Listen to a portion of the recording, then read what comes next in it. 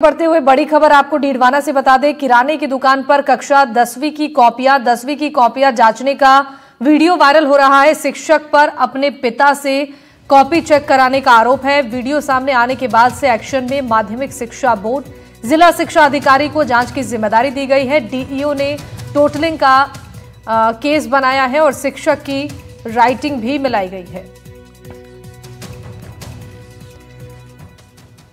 तो वीडियो सामने आ चुका है इसका और अब इस पर एक्शन लिया जा रहा है। डीडवाना से ये बड़ी खबर है, जहां पर किराने की दुकान पर कक्षा 10वीं की कॉपियां नजर आई।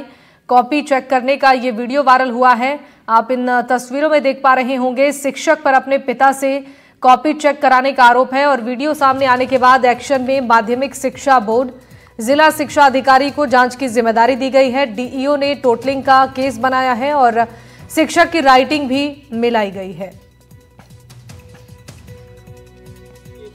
समाचार हमारे पास काफ़ी पहले आ गया था और इसके संबंध में विस्तृत जांच कराई गई है और ये सही है कि वो शिक्षक के पिता हैं और वो जो दुकान में नहीं है, वो घर में ही ये दुकान खुली हुई है।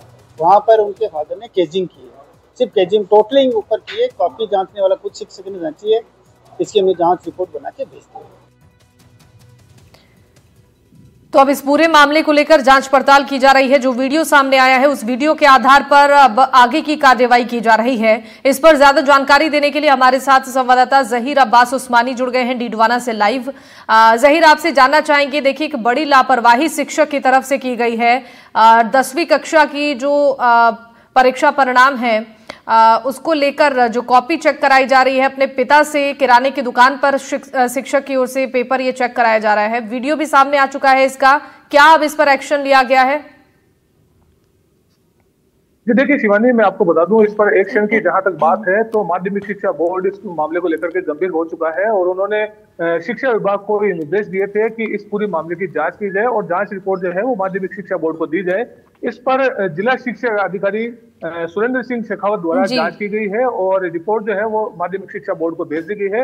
रिपोर्ट में ये कहा गया है कि निसंदेह जांच करने वाला जो व्यक्ति है वो एक अलग व्यक्ति है। जिस शिक्षक को कॉपी जांच की जिम्मेदारी दी गई थी वो उस शिक्षक के पिता जांच कर रहे हैं। तो ये माना गया है कि जांच करने वाला व्यक्ति दूसरा है, लेकिन उन्होंने साथ में ये भी लिखा है जांच में कि जो व्यक्ति जांच कर रहा है उसने प्रश्नों की जांच नहीं की, उत्तर की जांच नहीं की, केवल टोटलिंग की जांच की। यानी कि जिन प्रश्नों के बच्चों को अंक दिए जाते हैं उन अंकों की टोटलिंग की है और केजिंग का जो है केस बना करके और माध्यमिक शिक्षा बोर्ड को भेजा गया है।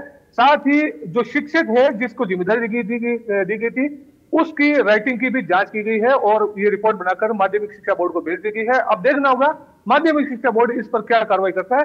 रिपोर्ट में यह माना गया है कि शिक्षक की लापरवाही जरूर इस मामले में रही है। जी बिल्कुल, देखिए जिस तरीके से आपने बताया कि इस पूरे मामले पर अब एक्शन लेना शुरू कर दिया गया है, लेकिन देखिए जो लापरवाही सामने आई है इसको लेकर अब सवाल खड़े हो रहे हैं और शिक्षक पर भी आरोप लगा है। अब आपसे ये जानना चाहेंगे, पूरे मामले के बाद अब शिक्षा विभाग की तरफ से ऐसे मामलों पर रोक लगाने के लिए क्या सख्त कदम उठाए जा रहे हैं?